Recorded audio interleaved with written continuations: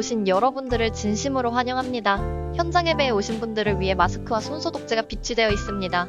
예배당 현장 소독을 하고 있으며 특별히 예배 중에서도 24시간 대형 청정환기 시스템을 설치하였습니다. 공기 청정기 내에 UV로 강력한 바이러스 살균 시스템을 갖추고 있습니다. 설교자는 마스크를 쓰고 예배를 진행하며 예배 후에도 대형 환기 서큘레이터로 환기를 하고 있습니다. 현장 예배의 예방과 안전을 위하여 최선을 다하는 송도교회가 되겠습니다.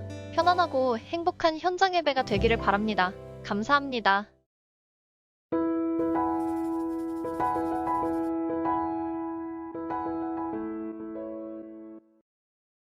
네, 금요일 저녁 예배 오신 여러분 진심 환영합니다. 우리 또 오늘 비도 많이 오고 또 이제 한 주 동안 여러 가지 일들이 있었지만요. 또 저희들 또 항상 기도와 또한 주님의 은혜로 저희들 또 살아가시고 힘내시는 그런 시간 되시기를 바라겠습니다.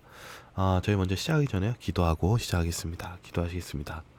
사랑이 많으신 하나님 아버지, 오늘 또 저희들에게 이렇게 예배 드릴 수 있는 시간 주셔서 감사합니다. 오늘 이 시간도 주님 함께 해주시고 저희들 늘 언제나 주님의 은혜 안에서 살아가고 은혜 안에서 저희들 용기 얻을 수 있도록 도와주시옵소서. 오늘도 저희들 함께 해주시길 바라며 사랑 많으신 예수 그리스도 이름으로 기도드립니다. 네, 오늘 말씀은요 8과입니다. 보이지 않는 자를 봄. 특별히 우리가 이 고난 속에서 어떻게 믿음을 활용하는지에 대해서 나눌 텐데요. 보이지 않는 자를 봄. 이 제목처럼 우리 현실이 보이지 않을 때, 어떻게 보면 희망적이지 않을 때에도 우리가 어떻게 믿음을 가질까요? 히브리서 11장 1절에도 믿음은 바라는 것의 실상이요 보이지 않는 것의 증거라고 얘기합니다. 그런 믿음을 어떻게 하면 가질 수 있을까요? 모세가 여기 교과 표지에 보면은 보이지 아니하는 자를 보는 것 같이 하여 참았다라고 기록되어 있습니다. 우리가 참 현실 속에서는 참 희망적이지 않아 보일 때 어떻게 그 믿음을 갖는 그런 그리스도인의 모습을 가질 수 있을지를 또 바라보겠습니다. 먼저 기억절 말씀 읽겠습니다. 믿음으로 애굽을 떠나 왕의 노함을 무서워하지 아니하고 곧 보이지 아니하는 자를 보는 것 같이 하여 참았으며. 히브리서 11장 27절 말씀. 네, 오늘 이 말씀처럼 오늘 그 믿음을 모두가 또 바라보시고 나아가시는 시간 되시기 바라겠습니다. 우리 첫째 날 소지입니다. 첫째 날 소지는 우리 아버지의 풍성하심입니다. 우리는 항상 이렇게 시험에 들 때가 있습니다. 뭐가 잘 안 되면 하나님이 나를 정말 사랑하신다면 나를 위해 분명히 이걸 들어주셨을 텐데 이런 생각을 합니다. 그런데 어디서 이제 시험이 드냐 하면 우리가 예상한 대로 하나님이 응답을 해주지 않을 때입니다. 우리가 원하는 답이 있지 않습니까? 근데 원하는 답을 얻지 못했을 때 우리가 시험에 들게 돼 있습니다. 그럴 때 우리가 해야 될 게 무엇일까요? 그 교과는 바로 그 순간 우리가 해야 될 것은 믿음을 발휘할 때라고 얘기합니다. 우리에게 필요한 것은 하나님이 왜 내 뜻과 다르지? 라고 하면서 원망으로 멈추는 것이 아니라 거기에 믿음이라는 것을 써야 될 때라는 것이죠. 로마서 8장 28절에는 뭐라고 얘기했냐면 우리가 알거니와 하나님을 사랑하는 자 곧 그의 뜻대로 부르심을 입은 자에게는 모든 것이 협력하여 선을 이루느니라. 이 로마서 8장 28절에 약속이 이렇게 되어 있습니다. 오늘 첫째 날 소지는 하나님께서 과연 우리에게 답을 주시기를 원하지 않으시는 분인가? 그렇지 않다는 것입니다. 우리가 실은 요한복음 3장 16절처럼 하나님이 세상을 이처럼 사랑하사 독생자를 주셨으니 라고 기록되어 있습니다. 실은 하나님께서는 우리를 사랑하셔서 누구까지 주셨냐면 하나밖에 없는 아들인 예수 그리스도의 생명까지 주셨습니다. 그렇다면 하나님이 과연 우리를 주시지 않으시겠느냐? 아니죠. 실은 하나님께서는 이미 아낀 아들을 주셨다면 이 모든 것을 주실 것입니다. 그래서 우리는 거기에 의심을 두는 것이 아니라 실은 믿음을 가지고 전진해야 된다는 것이죠. 묵상은 이 부분에 대해서 이렇게 얘기합니다. 이 질문을 제가 특별히 줄거었는데요. 하나님께서 예수님을 하여금 그대를 대신하여 죽게 하셨을 뿐만 아니라 지금도 수천 가지 모양으로 이와 같은 놀라운 자비를 풍성히 내려주고 계신다는 진리를 깊이 묵상해 보십시오 라고 이렇게 얘기하고 있습니다. 예수님께서 실은 우리에게 주신 것들은 모든 가장 귀한 모든 것을 주셨기 때문에 결코 주님을 우리가 의심해서는 안 된다라는 사실입니다. 그래서 저희들이 먼저 이런 시험에 들 때 하나님께서 우리에게 어떤 걸 주셨나 우리를 위해서, 그럼 가장 큰 예수님의 생명을 우리를 위해 주셨다는 사실을 생각하시면서 그분에 대한 의심을 멈추시고 그분을 바라보고 그분을 신뢰하는 그런 시작을 먼저 시작하자고 이야기하고 있습니다. 그리고 월요일 소지로 가겠습니다. 둘째 날입니다. 둘째 날 예수님의 이름으로, 예수님께서는요 하늘에 올라가시기 전에 그리고 그분이 없는 제자들에게 떠나시기 전에 하신 말씀은 무엇이냐면 요한복음 14장 14절에 내 이름으로 무엇이든지 내게 구하면 내가 행하리라, 이렇게 말씀하셨습니다. 그래서 우리가 기도할 때 그러죠. 예수님의 이름으로 기도합니다. 예수님께서는 예수님의 이름으로 구하는 모든 것을 주시겠다고 약속하셨습니다. 하나님께서는 우리를 도와주시기를 원하시고 또 그런 기도를 응답해 주시기를 원합니다. 그래서 우리가 해야 될 일은 실은 믿음을 가져야 된다는 것입니다. 특별히 이 성경절에 대해서 이 PNTC 주석은요 뭐라고 얘기하냐면 이렇게 얘기합니다. 부활하신 사건 이후 중보자로서 아들의 역할은 그를 따르는 자들의 기도에까지 미친다. 하나님께서는 예수님과 함께 하시고 그리고 그의 사역 속에서 하나님께서 축복과 성령과 은혜와 그 놀라운 기도 응답을 바라봤지 않습니까? 근데 거기서 멈추는 것이 아니라 예수님께서는 또한 예수님을 따르는 모든 제자들에게도 이러한 하나님의 능력을, 우리 보호를 우리와 함께 해주시겠다고 약속하셨다는 것입니다. 그래서 우리도 실은 여기서 좌절하는 것이 아니라 우리도 주님의 이름으로 주님께 구해야 된다는 사실입니다. 그리고 믿음을 가져야 된다는 것입니다. 그러나 우리가 이제 배워야 되는 것은 때로는 그것이 극적일 때도 있어요. 예수님이 폭풍을 잠잠케 하는 것 참 극적이지 않습니까? 그러나 또 때로는 예수님이 극적으로만 움직이시는 것이 아니라 아주 잔잔하게 사람과의 대화 속에서 또 활동하십니다. 그래서 예수님께서 우리와 함께 하시는 그런 과정은 어쩌면 극적인 기적적인 장면도 있겠지만은 아주 잔잔하게 우리에게 깨우쳐 주시고 알게 해주시는 또한 그러한 응답도 있다는 사실입니다. 그러므로 우리가 함부로 우리의 생각적인 어떤 단답적인 그런 생각을 버려두고 그런 하나님의 응답이 여러 가지 방법으로 올 수 있다는 사실을 열어놓고 우리가 주님의 말씀을 믿고 그런 믿음으로 전진해야 되는 것이 필요하다는 것을 얘기하고 있습니다. 묵상은요 바로 이런 부분에서 이렇게 얘기합니다. 요한복음 14장에서 예수께서는 사랑하는 제자들을 위한 위대한 약속을 주셨습니다. 재림의 약속뿐만 아니라 예수님의 이름으로 드리는 모든 기도에 응답하시겠다는 예수님의 말씀은 당시 제자들뿐만 아니라 오늘을 살아가는 우리에게 큰 희망이 됩니다. 눈앞에 닥친 시련 앞에서 분명한 예수님의 약속을 기억할 때 우리는 포기하지 않고 인내할 수 있습니다. 그 약속을 굳게 붙잡을 수 있는 믿음을 주시기를 간절히 기도합니다. 이 약속은 예수님의 제자뿐만 아니라 저희들에게도 해당된다는 것이죠. 그래서 저와 여러분들도 그런 믿음을 가지시며 기도하시길 바라겠습니다. 주님은 살아계십니다. 그런 저와 여러분들 되시길 바라겠습니다. 셋째 날 소지입니다. 화요일 소지, 부활의 능력. 성경에서는 정말 아주 강력한 기적 중에 하나가 부활입니다. 예수님께서는 병자들을 고친 큰 이적을 베푸셨지만 모든 사람이 두려움과 큰 놀람과 그리고 능력을 받았던 것은 바로 예수님께서 십자가에 달려 돌아가시고 3일 만에 부활하신 사건입니다. 이 부활의 중요성에 대해서 이렇게 얘기합니다. 죽음에 대한 인간의 영향성. 죽었을 때 이미 제자들이 도망갔죠.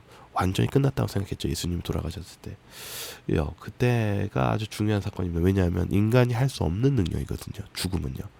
죽음은 인간이 더 이상 이제 아무런 능력을 펼칠 수 없는 상황을 얘기합니다. 그러나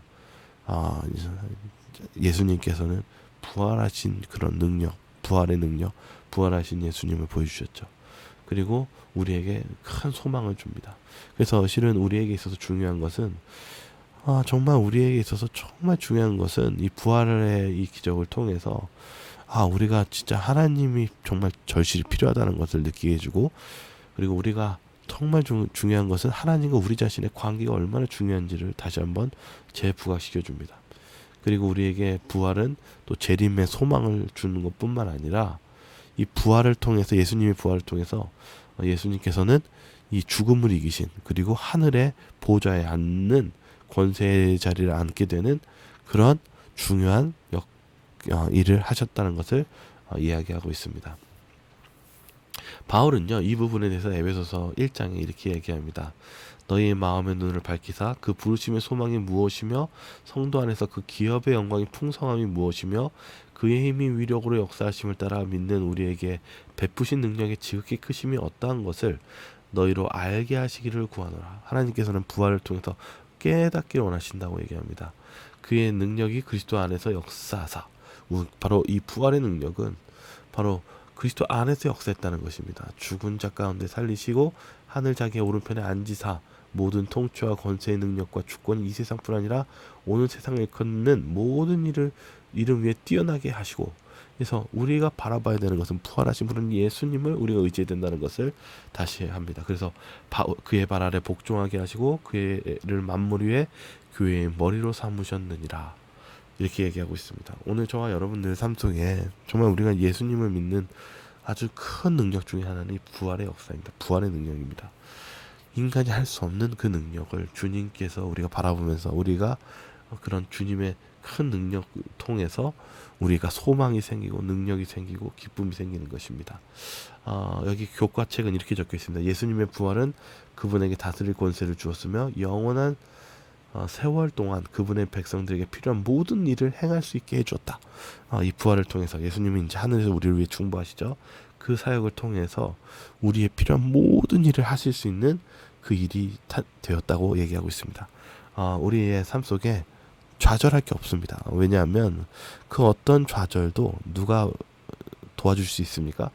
예수님이 도와줄 수 있습니다. 아까 예수님이 죽음 때 제자들이 도망갔어요. 왜냐하면 이제 완전 끝났다고 생각했거든요. 그러나 죽음도 이기신 예수님, 부활하신 예수님, 그걸 바라보면 우리가 느끼게 되는 것은 우리의 삶 속에 그 어떤 절망도 실은 없다는 것입니다. 왜냐하면 우리의 그 절망 또한 이기신 예수님께서 우리와 함께 하시기 때문입니다. 그래서 저와 여러분들이 절망하지 않고 또 주님을 의지하시기를 바라겠습니다.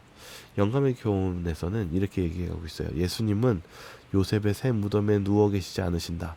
그분은 부활하셔서 하늘로 승천하셨고 거기서 우리를 위하여 중보하고 계신다. 여기 우리를 위해서 중보하고 계신대요. 그리고 예수님께서는 지금 살아계셔서 우리에게 소망과 힘과 용기를 주기 위해서 지금 하나님과 우리 사이를 중보하시고 도와주시고 계신다는 사실입니다. 이 사실 또한 우리가 무엇할 필요 통해서 우리가 염려하지 말고 주님을 끝까지 붙잡는 그런 백성이 되어야 되는 것을 다시 한번 설명해 줍니다. 네, 우리 수요일 소지 넷째 날입니다. 우리의 모든 염려를 내어 맡김. 여기 현대인들의 말에는 이런 말이 있대요. 걱정할 수 있는데 왜 기도합니까? 아주 슬픈 말이죠. 기도하지 말고 걱정하라는 것이죠. 이건 참 안타까운 말입니다. 많은 사람들이 걱정을 많이 합니다. 오늘날 많은 사람들은 너무나 많은 걱정을 해서 때로는 우울증과 스트레스와 실은 좀 사회적인 괴로움 속에 살고 있습니다. 근데 성경은 뭐라고 얘기하냐면요. 베드로전서 5장 7절에 너희 염려를 다 주께 맡기라. 이는 그가 너희를 돌보심이라. 이 뜻이 무슨 뜻일까요? 첫 번째, 염려를 하지 말라는 것입니다. 실은 우리가 염려를 해봤자 정신적으로도 좋을 게 하나도 없습니다.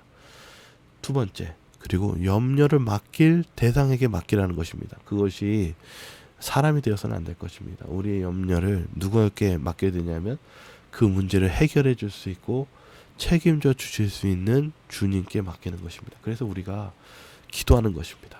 우리의 문제를 다스릴 수 있는 분에게 맡겨야 됩니다. 묵상에도 뭐라고 적혀있냐면 베드로는 우리가 염려하지 않아도 되는 이유는 하나님께서 관심을 갖고 돌보시기 때문이다.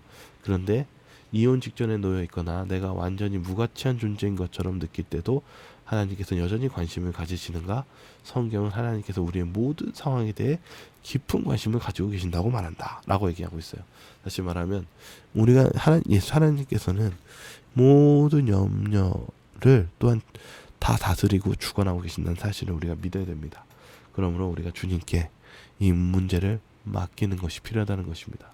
영감의 교훈은 이렇게 적혀 있어요. 그대들은 그대들의 업무에 있어서 번민을 당할 수 있을 것이며 그대의 앞길이 점점 암담하여져서 손실을 당할 염려도 있을 수 있다. 그러나 낙담하지 말라. 그대의 염려를 하나님께 맡기고 침착하고 기쁨 가운데 있을 것이다. 그리고 그대들이 사건들을 신중히 처리할 지혜를 얻기 위하여 기도하라. 그리고 우리의 하는 일에 최선을 다하라. 나머지 주님께 맡기라는 것입니다. 우리 신앙이 그게 필요합니다. 우리가 자꾸 모든 결과를 바꿀 수 있다라는 생각이나 어떤 그런 마음이 들 때 오히려 우리는 더 좌절감이 듭니다. 우리가 해야 될 일은 내 할 일을 최선을 다하고 주님께서 이 모든 것을 관여하신다는 사실을 믿으며 맡기고 그분의 역사하심을 지켜보는 것, 이것이 우리들에게 또한 필요한 모습이라고 생각합니다. 우리 그리스도인들이 실은 눈에 보이는 그런 과정 안에서 사는 것이 아니라 그 보이지 않는 하나님의 하늘의 역사하심과 천사들의 도움, 그리고 그러한 하나님의 돌보심이 어떻게 이루어지는지를 보는 것도 우리 신앙의 일부이라는 사실을 한번 체험해 봤으면 좋겠습니다. 마지막 모교의 소지를 하고 마치겠습니다.